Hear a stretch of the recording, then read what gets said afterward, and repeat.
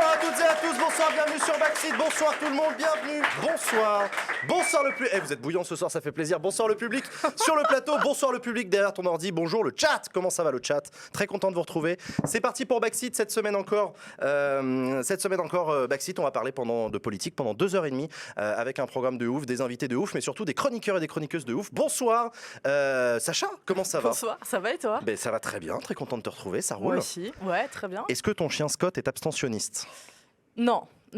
Scott est inscrit sur les listes électorales. Il ira voter. Il ira voter, absolument. En conscience ou En conscience. D'accord, Pas de vote utile chez nous. On vote en conscience.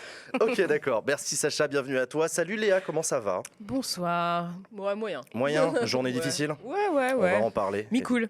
Ouais. On va en parler bien entendu. Ok, ravi d'être là en revanche. Ça fait très plaisir de te voir. Ouais. C'est la highlight de la journée, tu vois. Ouais. C'est dire. Pour moi aussi, pour si tout le monde. c'était une journée de merde. Ouais. Non, je déconne. Et toi, ça va? Moi ça va, journée chargée. Journée chargée, live ce matin sur la santé. Oui, alors? Là aussi dans un contexte un peu particulier, on s'est tous réveillés avec les mêmes informations, donc c'est bizarre de parler de santé, mais du coup on a fait une super bonne émission parce que l'émission était prévue et du coup c'était méga intéressant. On a parlé de plein de trucs et tout, c'était trop cool. Donc voilà. Bonsoir Usul. Bonsoir. Est-ce que ça va toi? Ouais. Oui, je dis oui, mais comme tout le monde, hein, on a les yeux rivés sur ce qui se passe depuis ce matin. Alors, on est tous dans la même situation. Ouais. Et voilà quoi. On va en parler. Avant ça, bonsoir à vous encore une fois, soyez les bienvenus. On va parler de sujets d'actualité ce soir, comme d'habitude, des sujets de la semaine. On va recevoir 2 invités cette semaine. En première partie, en invité de la semaine, ce sera Zerator qui a accepté notre invitation et je le remercie, il sera avec nous tout à l'heure. Et en invité politique à 21h, nous aurons le plaisir de recevoir Nelly Garnier, qui est une élue Les Républicains au Conseil régional d'Île-de-France, elle est vice-présidente, et également au Conseil de Paris. Voilà pour le programme ce soir. Et sans plus tarder, je vous propose qu'on balance les sujets de la semaine. Let's go, les sujets de la semaine.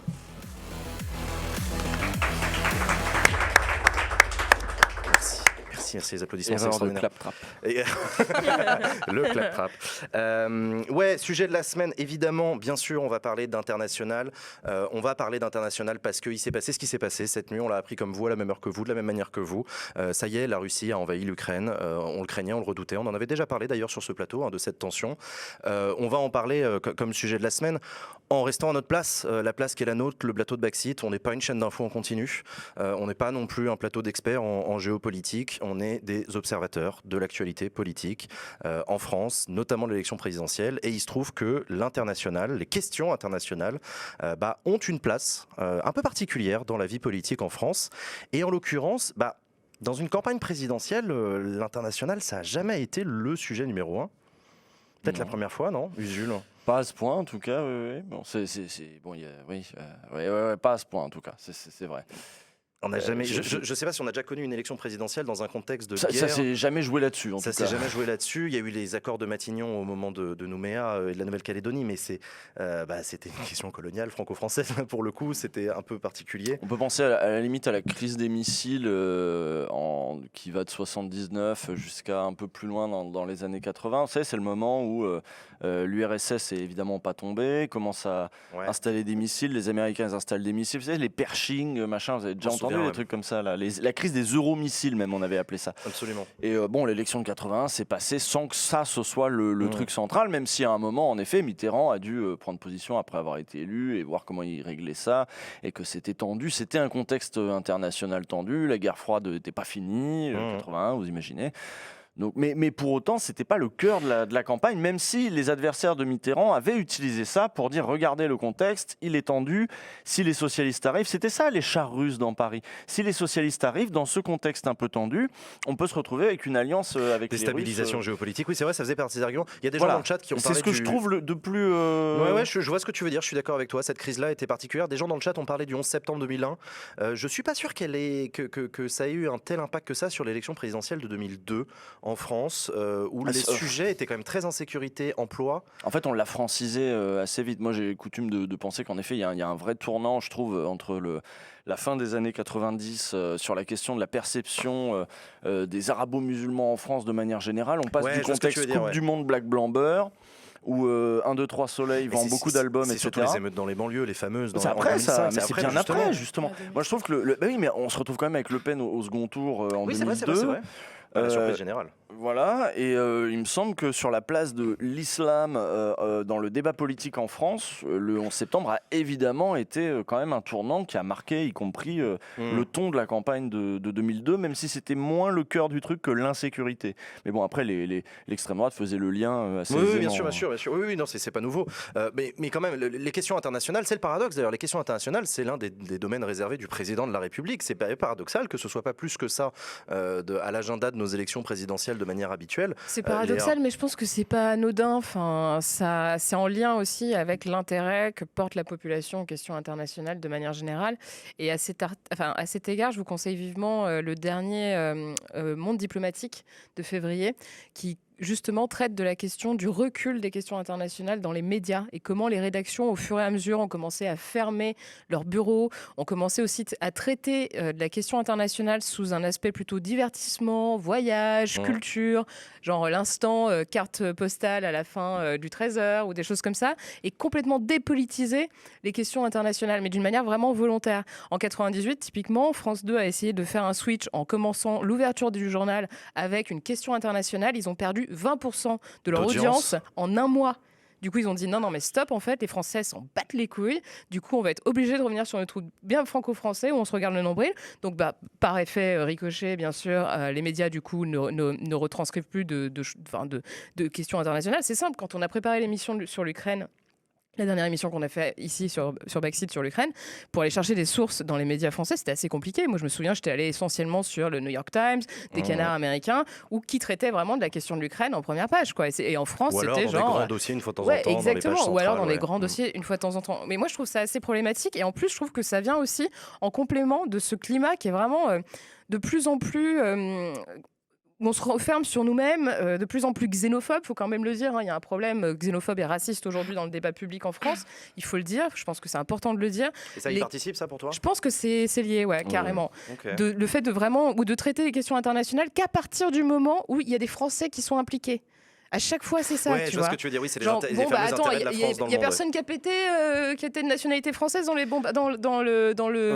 l'attentat. Du coup, on va peut-être pas en parler, mais c'est vraiment ça, quoi. C'est le French gaze en quelque sorte, qu'on pourrait appeler ça comme ça. Le fameux crash d'avion. Il y avait tant de Français parmi les victimes. Sacha, s'il y a aussi peut-être. Non, j'allais dire, je suis assez d'accord avec Léa et Jules. Et en fait, j'ai l'impression que cette campagne, elle est très orientée sur la souveraineté française, donc les questions d'Union européenne, d'OTAN, etc., notamment chez les candidats nationalistes, donc Marine Le Pen, Zemmour, etc., et les questions d'immigration, qui font partie des questions internationales, mais traitées sous l'angle franco-français, et c'est assez problématique. Et il y a aussi un truc dans le journalisme qu'on apprend en école, et qui est un peu et qui réangle vraiment sur la France, c'est la théorie du mort kilométrique. C'est-à-dire qu'on part du principe que ce qui intéresse les gens, c'est ce qui va se passer à côté de chez eux ou qui leur ressemble ou des choses comme ça. Et ce qui va se passer à 1000, 2000, 3000 kilomètres, ça ne les intéresse pas. Et c'est une erreur en fait. Enfin, je pense que c'est une erreur de la presse en général de penser que les gens, ça ne les intéresse pas. Et peut-être qu'on vit dans un monde d'information aussi un peu différent. C'est le principe aussi de la mondialisation qui rapproche quand même beaucoup les gens, qui font que les élections américaines passionnent les Français. Ce qui s'est passé à Hong Kong, c'est littéralement l'autre bout du globe. En fait, ça intéresse quand même pas mal les Français. La crise des sous-marins en Australie, on est tous très loin de ça. Mais en réalité, ça intéresse aussi quand même. Donc en fait, c'est là où je suis assez d'accord avec toi. Alors, ça nous a intéressés parce qu'on est passé pour des cons. C'est vrai, oui, c'est vrai, vous avez raison. Non, il y a quand même un truc aussi politiquement qui peut-être peut expliquer en partie le fait qu'on regarde ça de très loin, les questions internationales dans les présidentielles, c'est qu'en fait les alternances au cours de la Ve République n'ont pas eu beaucoup d'impact sur les enjeux internationaux, pas plus que ça. Il y a aussi une continuité, tu vois. C'est l'intérêt supérieur de la France. Après tout, en cohabitation, par exemple, Jacques Chirac et François Mitterrand, Dieu sait qu'ils se détestaient, et sur les sujets internationaux, ils se retrouvaient parce que c'est la France, parce qu'il y a des intérêts primordiaux, plus importants, etc. Qu'est-ce que t'en penses, Jules ? Il y a aussi un peu de ça ou... Moi, j'ai fait un live assez long lundi soir en lisant des papiers, précisément sur cette question-là, qui est est-ce qu'il y a encore une cohérence dans la grande stratégie de la France ? Est-ce qu'on a encore une doctrine sur la place de la France dans le monde ? Le papier était... c'était un papier de Fabien Escalona sur Mediapart que j'ai lu, qui était assez, pour le coup, qui disait en gros...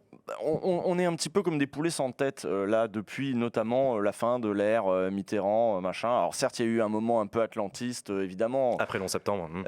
Sarkozy, l'arrivée au pouvoir de Sarkozy et puis ensuite Hollande où il y a eu un impact en effet de la ligne atlantiste sur ce qu'on a fait au Quai d'Orsay. Mais globalement on sait quand même pas trop où on va. Et ce que disait plutôt le papier, c'était qu'on réagissait un peu au coup par coup, qu'on était en défensive. On était en défensive sur, y compris nos intérêts sur la France-Afrique, par exemple, ouest-africain, qu'on essayait de conserver tout en faisant style que non. Et qu'on réagissait comme ça, crise après crise, au coup par coup, sans savoir exactement où on allait. Pour autant, et là, dans cette campagne présidentielle de 2022, des candidats se positionnent. Et on a des positions, pour certaines, radicalement différentes. Entre le maintien dans l'OTAN assumé par La République En Marche, une russophilie assumée difficilement depuis 24 heures par l'extrême droite. D'ailleurs, on va en parler, j'aimerais bien savoir ce que vous en pensez. Et un Jean-Luc Mélenchon qui, alors ça tient toujours un peu pareil, c'est-à-dire qu'il y a certaines déclarations, certains moments. Ouais, c'est un peu chèvre et le chou. Il a été très clair pour le coup, il a condamné sans réserve. Mais comme d'autres, encore une fois, par le passé, il a pu avoir. Dans son grand meeting de Montpellier, il a été très clair sur le non-alignement, qui est sa thèse, non aligné ni atlantiste ni russophile. Mais pour autant, oui, il y a un vieil anti-américanisme, anti-anglo-saxon historique et de l'anticapitalisme en France, de la même manière qu'il y a une russophilie assez historique de l'extrême droite. Est-ce que Marine Le Pen, Éric Zemmour et peut-être par extension Jean-Luc Mélenchon ne sont pas un peu dans la sauce là? Mélange pas tout. Alors peut-être que je mélange tout, mais du point de vue des électeurs, moi, en vrai, je vais dire le fond de ma pensée, je pense vraiment pas que les électeurs en aient quoi que ce soit à branler. Vraiment, les électeurs de Marine Le Pen, ce qu'elle pense sur Poutine. Ouais, c'est clair. Lui, il vote pour elle, pour l'immigration, pour la sécurité, tu vois, Par contre, je pense pas que Marine Le Pen et Éric Zemmour en aient tout à fait rien à branler. Eux. Voilà, on ressort des vidéos qui datent d'il y a 2 semaines où Zemmour dit que la Russie n'envahira pas l'Ukraine et tout. Poutine, c'est un modèle. C'est-à-dire que quand tu veux fournir une critique, que tu es à l'extrême droite et que tu veux fournir une critique de la faiblesse des régimes démocratiques européens, Poutine est ton contre-modèle idéal. Et ils ont beaucoup joué de ça. Regardez, ça c'est viril, c'est clair. Ça c'est la puissance, ça c'est on se laisse pas emmerder par ni les LGBT, ni les gauchistes, ni quoi que ce soit, parce que tout ça, ça finit en taule. C'est quand même un régime autoritaire hyper bourrin, Poutine. Donc voilà, donc ça les excitait un peu. On peut dire que c'est une dictature. Oui, on peut le dire. Oui, du régime autoritaire, le mec qui se renouvelle les pouvoirs, qui fait rechanger un peu la constitution comme pour dire comme ça je me. Oui, non, évidemment, on va pas dire Poutine, c'est à la tête d'un régime très démocratique, ça c'est certain. Mais d'ailleurs à ce sujet-là, et ça aussi c'est une erreur qu'on a tendance à faire, moi le premier, c'est à voir les pays étrangers, surtout ceux dont les cultures sont éloignées de la nôtre, comme des espèces de blocs homogènes. Les Russes. C'est plus compliqué que ça. Il y a un pouvoir russe en place, il y a une oligarchie russe, mais il y a aussi une société civile russe. Et par curiosité, aujourd'hui, je suis retourné lire des articles. Je rappelle quand même que Vladimir Poutine s'était pris un peu une tôle en 2019 aux élections. Il y a une société civile russe, il y a une nouvelle classe moyenne, pas si poutinienne que ça. En vrai, eux, ils seraient plutôt tendance démocrate, plutôt tendance, écoute, ça commence à bien faire. Je pensais aussi aux jeunes russes. Il y a un mouvement jeune en Russie d'étudiants qui sont hyper portés sur Internet, la culture web. Ils en ont marre. Enfin bon, eux, ils aiment bien le Seigneur des Anneaux, enfin voilà, ça va quoi, il y a un moment. Donc tu vois, non pas qu'il soit atlantiste, ou encore une fois, c'est juste que ne pas croire que Vladimir Poutine est tout puissant en son pays et que tout se passe bien pour lui. De la même manière que peut-être que les Russes chez eux, s'ils sont en train de faire une émission sur leur Twitch à eux, il faut pas qu'ils se disent qu'Emmanuel Macron, les Français, c'est Emmanuel Macron. C'est plus compliqué que ça, il y a des subtilités. Donc faisons gaffe aussi à ça, quoi. J'en parlais avec une amie qui est russe et qui est installée en France depuis quelques années et qui me disait que maintenant, en Russie, les gens se renseignaient essentiellement sur YouTube.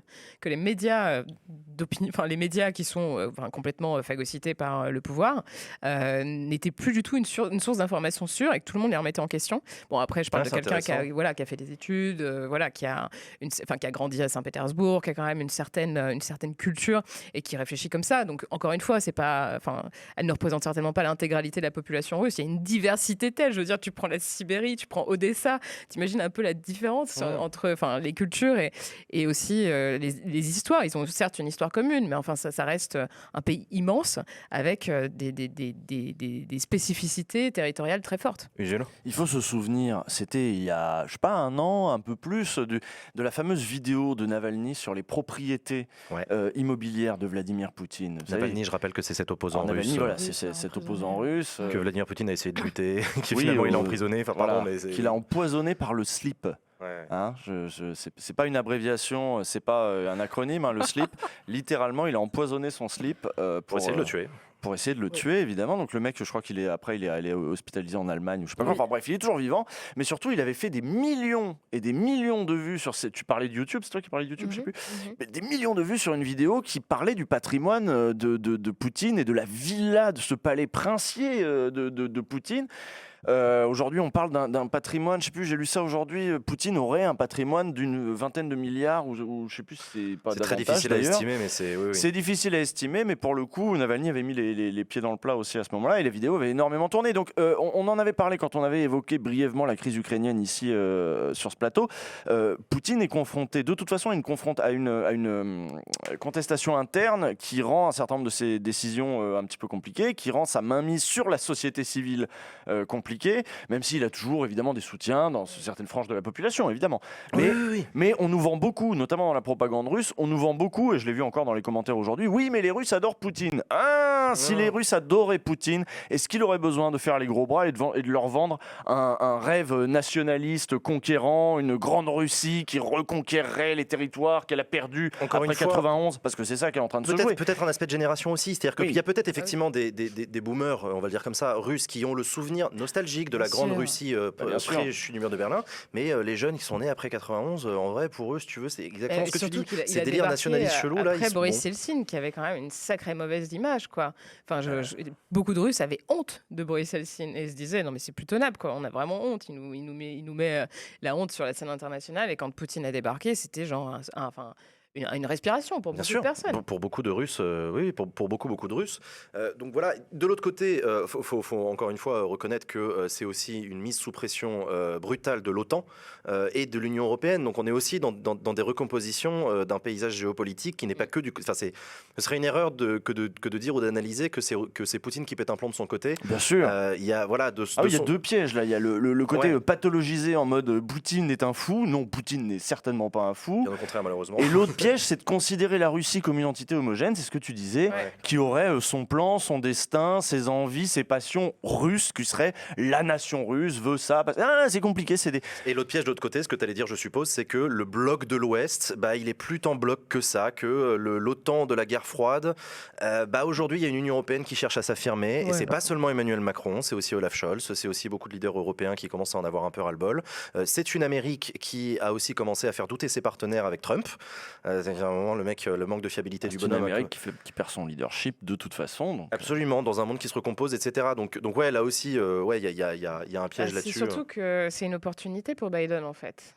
Parce que non mais ça c'est certain. Il y avait un éditorialiste, alors je sais plus dans quel canard j'avais lu ça, mais qui disait d'une manière assez intelligente à mon sens que pour Biden c'était l'occasion de réaffirmer un peu son pouvoir à l'extérieur et de réunifier le Congrès. Il disait que 54% des parlementaires américains et notamment des républicains étaient prêts à voter pour une entrée en guerre et une intervention. Donc c'est vraiment le seul point sur lequel il y a une espèce de consensus.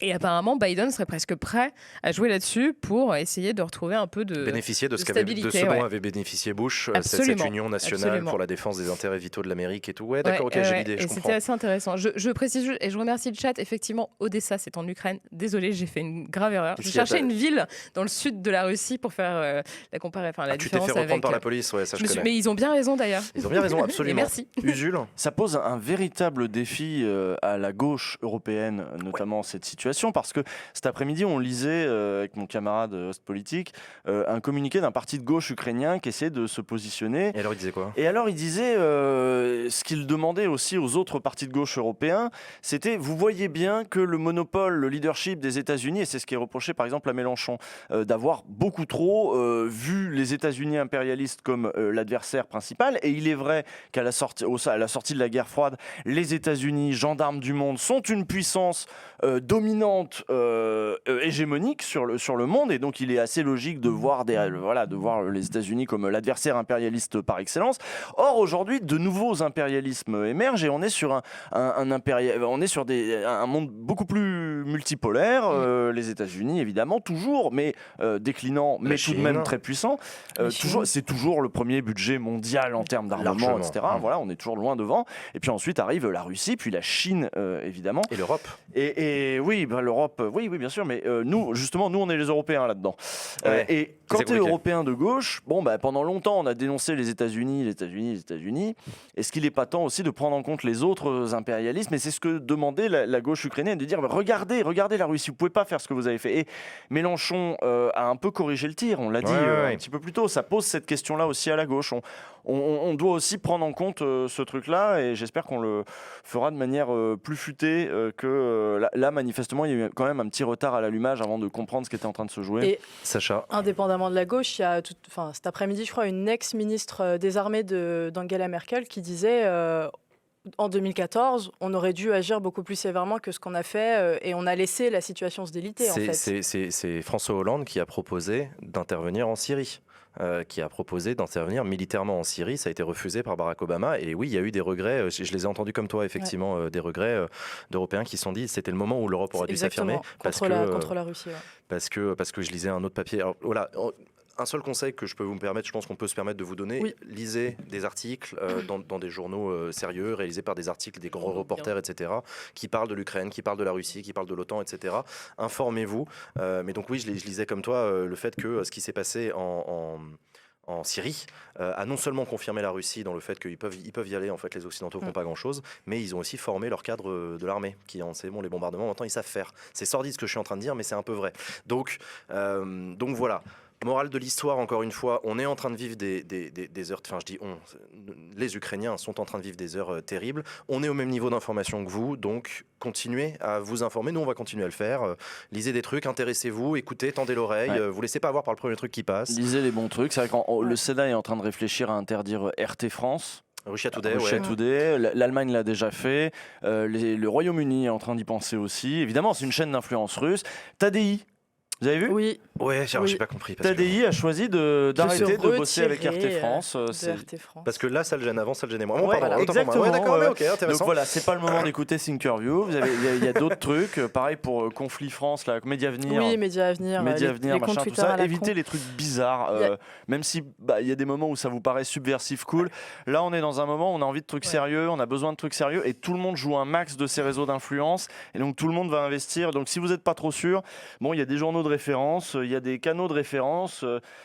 Et sur ces questions-là, il y a France 24, il y a RFI, qui font un taf de ouf. C'est assez intéressant. Il y a des médias aussi, genre Euronews. C'est vachement bien. Ouais, Euronews, carrément. Et alors dans le genre, donc je rappelle que Emmanuel Macron a fait une allocution tout à l'heure. Même sur les médias de référence, gardez aussi votre regard critique, etc. Oui, bien sûr. Oui, surtout. Voilà. Non, il y a surtout une excellente chaîne Twitch qui s'appelle Jean Massier et qui demain à 14h30 va diffuser l'adresse à la nation du président de la République au Parlement.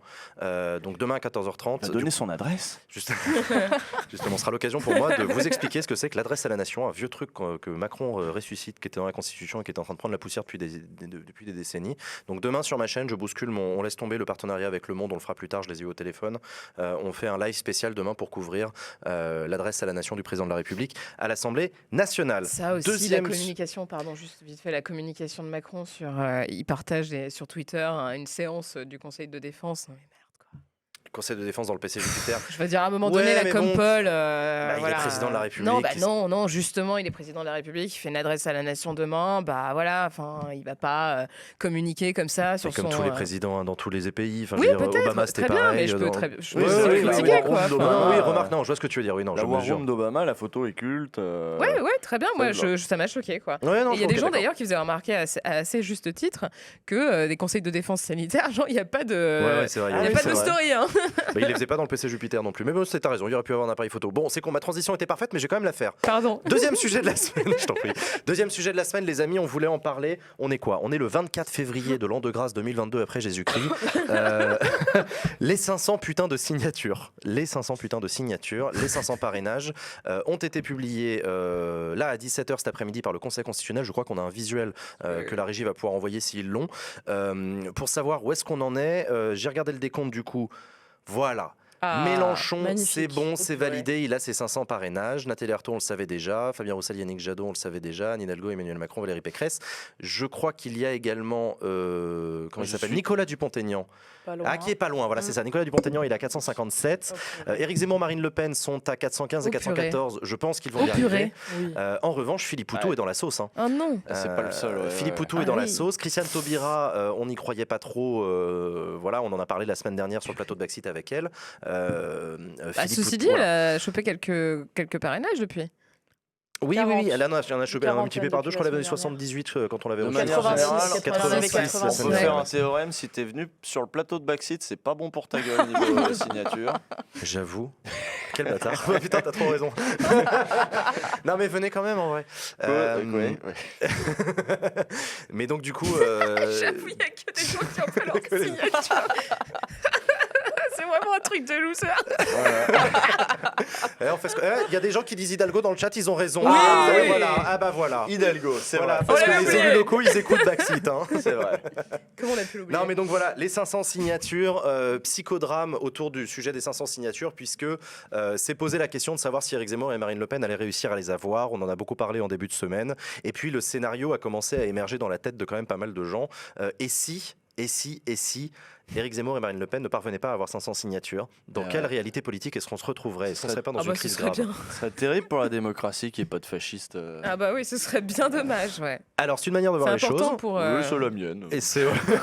c'est je développerai important. pas, bon. Parce qu'on parle pas assez, tu vois, des Mais idées c'est des dizaines fascistes de en millions de France. bulletins dans les urnes et du coup ça remettrait en cause la régularité, enfin pas la régularité mais la légitimité politique du scrutin. C'est le Ouais. problème du truc. Hein. Je suis le premier à avoir conscience des limites du système. D'ailleurs vous le savez, Oui, je enfin- refuse de recevoir l'extrême droite sur ce plateau, c'est pour cette raison-là.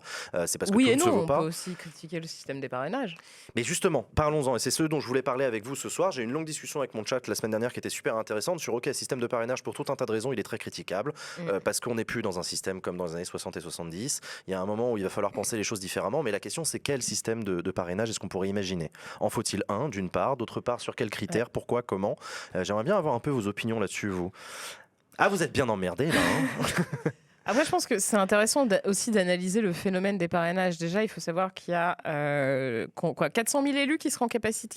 42 000. Non, pardon, oui, merci. Je me suis un peu emballée. 42 000. 42 000. Et en 2017, il n'y en a que 34% qui ont donné leur parrainage.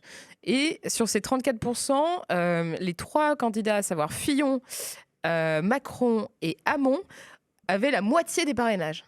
Et tout le reste se Ah, partageait ouais, d'accord. les petits parrainages par-ci par-là. Donc il y avait déjà une première chose, ce serait d'obliger presque les élus à parrainer. Ça, c'est une première option. C'est une option que Gérard Larcher a mis sur le tapis pour exemple. la réforme des parrainages. Après, il y a aussi la possibilité de mettre en place un parrainage citoyen, comme le propose Jean-Luc Mélenchon, genre avec 150 000 citoyens qui te soutiennent ou Oui, il y a tant des de pays qui font comme ça. parlementaires. Et il y a des pays, il y a apparemment, pas mal de pays qui font ça, je crois, même en Estonie ou un truc dans le genre, ils font ça. Genre, soit c'est 15 députés, soit c'est 15 000 citoyens. ouais, que ça puisse être soit l'un soit l'autre. Donc ça, c'est pas inintéressant non plus. Enfin, se demander aussi pourquoi 500, à vrai dire. Non, pourquoi 500 ? Est-ce que ce serait pas l'occasion de l'ouvrir aussi aux conseillers municipaux qui aujourd'hui peuvent pas le faire ? Tiens, j'ai un truc qui va t'intéresser, Léa. On Oui. a un visuel sur le nombre de marrainages. Ouais. J'avais Voilà, c'est demandé un qu'on visuel le qui a passe, circulé ouais. sur Twitter. C'est le compte Twitter Coolmont. Ouais, C'est ça. exactement. C'est ça Ouais. qui a fait ça, que je remercie. Du coup, je diffuse cette infographie. Donc, Super Marine intéressant Le de Pen. voir. Yannick Jadot ouais. a 40% d'élus féminines qui Ouais. ont donné leur parrainage. Marine Le Exactement. Pen en deuxième position. Anne Hidalgo, Valérie Pécresse, Christiane Taubira. Christiane Taubira, tiens, c'est intéressant. Ouais, c'est intéressant. C'est hein, intéressant, comme, il y a un truc à en dire. Alors, je ne connais pas, attention, je ne connais pas la part d'hommes et de femmes dans les 42 000 parrains potentiels. C'est un truc qu'il faudrait Oui, connaître pour aussi, pouvoir ouais, bien tout à mesurer. fait, ouais. Je ne le connais pas. Je pense que ce sont beaucoup des messieurs, plus- notamment les maires de petits villages. Non, mais c'est vrai. Hein, voilà. Oui, c'est sûr. Coolmont tu vois, avait ouais. aussi diffusé un autre graphique, je sais pas si tu l'as vu passer. Non. C'était les parrainages des maires avec particules. Oui, je l'avais vu. Oui. Hein et là, c'est intéressant parce que là, c'est un peu l'inverse. C'est-à-dire, tout en haut, t'as Zemmour et Le Pen. C'est-à-dire, si t'as une petite particule de. Ouais, tu vois, Le Pen, quand même, de c'est ça qui est Noblio. assez hallucinant, c'est que sa stratégie de féminisation a quand même bien fonctionné. disproportionnée, hein, mine de rien. Ouais, Bah, y compris sur des élus locaux. Ce qui Exactement. est ça le truc À intéressant. local, en Peut-être qu'il y a des l'occurrence, mais femmes. Ouais. Alors C'est que ouf, du hein. reste, quand même, Éric Zemmour, Nicolas Dupont-Aignan et Jean Lassalle, qui sont pas connus pour être des féministes, Non, loin de pas là. vraiment. Ils sont vraiment en queue de peloton assez clairement. Non, mais il Mais est tu vois, intéressant, typiquement, par exemple, Fabien Roussel ou encore. Alors, Jadot, ça me surprend pas parce qu'il a quand même un programme très féministe. Et il y a beaucoup d'élus ELV femmes, clairement. Ouais, c'est Il vrai. faudrait t'as voir raison. la proportion, mais quand même, quand tu dresses un peu une cartographie comme ça, il y a quand même beaucoup d'élus femmes. Tu prends Hidalgo. Alors, si Roussel a quand même un programme relativement féministe, mais bon, ça a ses limites. Après, les autres, c'est sûr. Mélenchon aurait pu avoir davantage de femmes. Poutou aussi. Artaud aussi, c'est marrant quand même, hein. Ouais. Non, Tu c'est. peux le trouver, le celui des particules ou... Non, ça va être Ah, c'est ça va être galère, c'est la c'est régie qui dommage, me l'a c'est envoyé. intéressant. Ok, d'accord. Bon, et ben écoutez, du coup, je reviens sur ce qu'on disait sur les parrainages. Il y avait une commission qui avait été réunie en 2014 sous l'égide de Lionel Jospin, ancien Premier ministre, sur une réflexion. Ça a été demandé à l'époque par le président de la République, François Hollande, une réflexion pour des évolutions institutionnelles au sens large. Et dans le rapport qu'avait rendu la commission Jospin, il n'était pas tout seul, il y avait une proposition de remplacer les 500 parrainages par un parrainage citoyen. Il avait proposé une barre à 150 000 parrainages. Je ne sais pas si ce serait une si bonne idée que ça, ce truc-là. Ça me turlupine quand même, cette histoire-là. Quel système on pourrait inventer? Est-ce qu'il n'y a pas un risque que n'importe quel guignol puisse avoir 150 000 signatures sur une pétition en ligne plus facilement? Est-ce qu'on pourrait mettre d'autres barrières à l'entrée du type représentativité paritaire, par exemple? Ce serait intéressant. Représentativité géographique. Je ne sais pas. En même temps, enfin, comment dire, la sélection, le tri se fait dans l'élection. Est-ce que vraiment faut mettre un filtre supplémentaire? Bah oui, non, parce qu'en plus il y a l'égalité des temps de parole. Donc si tu te retrouves à 40 avec une égalité des temps de parole. En fait, Oui, non, le tu truc. vois bien que c'est pas respecté. Si, Si, en à fait, là, partir on du est à moment- l'équité, ouais, pas à oui, l'égalité oui, c'est encore. vrai, pardon. Mais en fait, le filtre a été right. mis en place, c'était après 69. Hein. Ouais. Euh, Dans C'était les après années 69 60, parce ouais. qu'il y avait même un petit candidat qui s'était mis à pleurer à la télévision et tout. Et ça, il y a des gens dans la classe politique qui s'étaient dit mais c'est pas possible, là c'est le défilé des guignols. Quoi. C'était On peut en pas, soix- il faut qu'il y ait un filtre quoi. Ça veut dire quoi, guignol? Ben non, mais parce que Il y avait même Qui les fédéralistes. décide que c'est c'était plus un ou moins guignol, sérieux quoi. quoi. C'est une question intéressante que tu poses. Après, non, je moi- rappelle d'ailleurs quand on a reçu Philippe Poutou sur le plateau qui nous a rappelé que les 500 parrainages c'était un truc qui avait été fait pour écarter les candidatures fantaisistes. Je reprends les termes de l'espace. Fantaisiste, Et- ouais. Marcel et Barbu. Philippe Poutou Voilà, posait la quelqu'un question qui l'a de dans dire le est-ce que chat. moi je suis fantaisiste par exemple. Mais c'est une Oui, vraie non, question. mais Je suis c'est d'accord vrai. avec Bien toi. Qui est là pour dire qui est fantaisiste ou qui ne l'est pas? Donc je suis d'accord. C'est la question se pose qu'elle est d'autant plus Franchement, difficile encore une fois dans le paysage politique dans lequel on est aujourd'hui avec une dépréciation des partis politiques. Les vieux grands partis forts ne sont plus aussi forts que ce qu'ils étaient à part au niveau local. Donc Quand de tu toute vois le façon- résultat avec un Lassalle qui est quand même pas non plus, Oui. je vous rappelle quand même accusé de viol, d'agression sexuelle, et il a ses parrainages avec le mec qui va pépouse candidater à la présidentielle. Franchement, moi ça me met le seum. Hein. ouais, mais Et est-ce que ce serait pas ça le filtre aussi, genre les gens qui ont été condamnés ou qui sont, qui sont dans des affaires. Ça, il y a une aussi, proposition là, de loi du député Fabien Roussel proposant d'interdire de se présenter à l'élection présidentielle toute personne qui a été condamnée pour incitation à la haine raciale. Il avait proposé ça, ça n'avait C'est pas été vrai. voté. Après, Sacha. Lassalle disait quelque chose d'intéressant. Et si on met juste un peu de côté toutes ces affaires, les affaires qu'il a au cul, il disait ce matin sur une matinale, il me semble, ou hier, que la présidentielle se jouait sur le terrain en fait, et pas sur les plateaux de télé. Et que C'est Jean Lassalle qui disait ça? Exactement. Et D'accord. que si les Marine Le Pen, je sais les pas. Éric Zemmour ou les gens comme ça n'arrivaient pas à avoir leur parrainage, c'est qu'ils passaient leur temps sur des plateaux télé et pas au contact des maires, pas au contact Alors des ça, je suis Français. très d'accord avec toi. Ce qui, C'est vrai pour Zemmour, C'est- c'est moins vrai pour Le Pen. Hein. C'est ce qu'a dit c'est un Nathalie peu moins vrai Arthaud. pour Marine Le Pen. Mais Ouais, je suis assez d'accord avec toi. C'est c'est un argument qui fait sens. ce que disait qui fait Nathalie sens. Arthaud aussi sur le fait que nous, on n'est peut-être pas invités sur des plateaux de télé tous les jours, mais par contre, nos militants sur le terrain, ils vont chercher des signatures. Elle est là la différence Mais entre ceux du Zemmour et moi. RN, ils y vont à donf. Hein, Ceux du RN, ils y vont à donf et c'est un peu difficile pour eux parce qu'ils sont concurrencés par Zemmour, etc. Et Oui, qu'il y a, oui, il y a tout un cette tas de année. raisons. Mais Jean Lassalle est un mec qui a labouré le terrain. Il avait fait un tour de France en 2016. Il était allé rencontrer des maires ruraux et tout. Oui, Alors complètement, ouais. c'est sûr que Jean Lassalle, oui, lui-même, maire d'une toute petite commune au fin fond des Pyrénées, effectivement, il séduit les élus locaux plus facilement que n'importe quelle star de plateau télé. Et après, est-ce que réformer le système des parrainages, c'est pas foutu un pansement sur une jambe de bois, quoi. C'est-à-dire, ce scrutin, de toute façon, est absurde. ce scrutin présidentiel là, au suffrage universel direct. C'est déjà une absurdité par rapport aux autres démocraties européennes, cette espèce de plébiscite qui fait qu'après on a des gens qui se croient tout permis, qui sont là pour 5 ans, etc. En plus on leur donne la chambre derrière et allez-y, démerdez-vous, on leur donne le Parlement. Clair. Donc bon, moi je veux bien qu'on réforme un système qui est bancal, enfin il n'en sera pas moins bancal. Ouais, je vois ce que tu veux dire. Il faut une réforme structurelle. D'ailleurs j'ai vu, je crois que c'était Mathieu Gallard qui a publié ça, c'était une étude de l'Ipsos là, qui est sortie cette semaine sur apparemment les Français, et ça j'en étais pas sûr du tout, les Français sont plutôt favorables à des réformes qui iraient dans un sens d'une démocratie plus parlementaire et moins présidentialiste. Ça j'en étais pas sûr parce qu'on a beaucoup dit, les politistes disent souvent les Français sont très attachés au suffrage universel direct. C'est vrai qu'on a l'impression que pas faux. du coup on choisit notre président, c'est démocratique. Donc j'avais l'impression que ça et puis peut-être que nos discours qu'on a sur le fait que c'est pas vraiment ça une démocratie parlementaire et que ça peut-être que 5 ans de Macron ça les a calmés après 5 ans de Hollande et puis 5 ans de Sarkozy, il y a peut-être aussi un peu de ça, c'est-à-dire on a un peu enchaîné les présidents là comme ça. Bon, je sais pas, en tout cas, peut-être qu'on est peut-être un peu mûr pour réfléchir à autre chose qu'à juste un filtre. Ça, pour le coup, que l'opinion publique française soit mûre pour réfléchir à autre chose, j'en suis absolument convaincu. Et le mouvement des Gilets jaunes a été une des manières de montrer ça. Je rappelle que des gens qui se mettent sur des ronds-points avec des panneaux sur lesquels il y a écrit référendum d'initiative citoyenne, qu'on le veuille ou non, c'est un signal fort d'une demande de démocratie. Il y a une candidate d'ailleurs.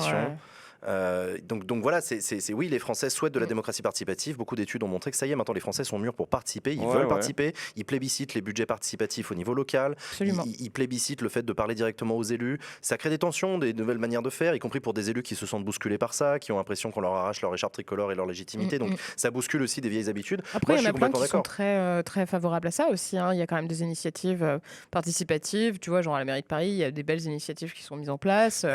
Il y a plein de choses qui se font, même au niveau des mairies d'arrondissement. Je parle de ça parce que c'est ce que je connais, mais à Grenoble aussi, Piolle, il avait fait un taf de ouf là-dessus sur la démocratie participative. C'était assez moderne, assez intéressant. Donc je pense qu'il y a quand même aussi une volonté de la part des élus de changer la façon de gouverner, quoi. Oui, c'est vrai. Et puis par ailleurs, pendant ce quinquennat, il y aura aussi eu le grand débat national et la Convention citoyenne pour le climat, qui auront été des initiatives qui, tout aussi critiquables puissent-elles être sur le résultat que ça a donné, ont quand même été plébiscitées par les Français sur le côté. Putain, pour une fois. Enfin, tiens, on me demande mon avis. Tiens, je vais le donner. Et c'est un truc que tu avais partagé sur Twitter dans la semaine. Il y a des maires qui ont demandé à leurs élus, enfin aux habitants, de choisir eux-mêmes entre guillemets le candidat que le maire allait parrainer. Ça peut être aussi une porte d'entrée, mais il faut que les préfets du coup se mettent d'accord parce qu'apparemment ils n'étaient pas tous d'accord. Mais ça peut être aussi un moyen de trouver un parrainage qui serait de l'accord de tout le monde entre guillemets, enfin d'un habitant, enfin à l'échelle d'un village. Il y a quelqu'un qui reparle dans le chat de la primaire populaire. Encore une fois, quoi qu'on en pense, la primaire populaire, 400 000 votants, c'est pas rien. Voilà, il y a des gens à qui... C'est pas 3 personnes. C'est pas 3 personnes. Donc, ça dit aussi quelque chose. On va attendre le nombre de chiens quand même, parce qu'on sait pas encore.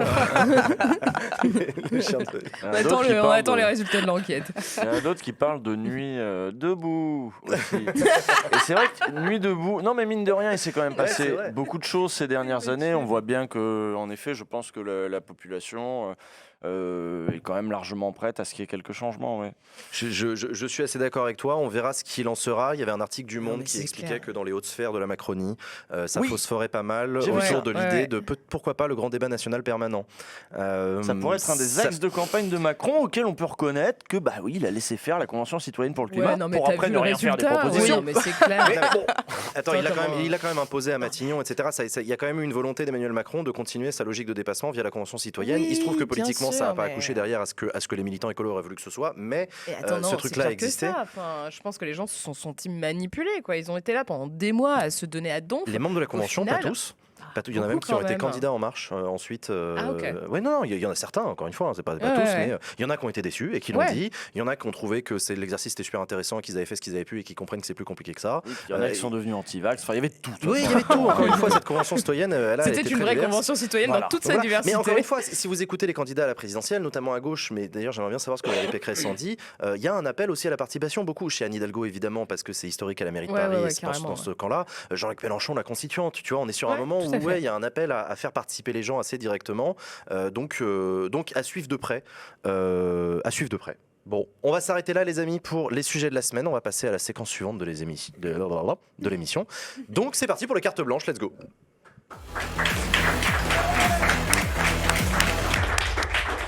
Merci les amis, merci les amis. Alors les cartes blanches, comme chaque semaine, je propose à mes chroniqueurs et chroniqueuses de nous faire, de venir nous partager quelque chose, une idée, un poème, une chanson, une recommandation de lecture, de visionnage, des trucs qui vous ont branché, des trucs que vous recommandez aux gens.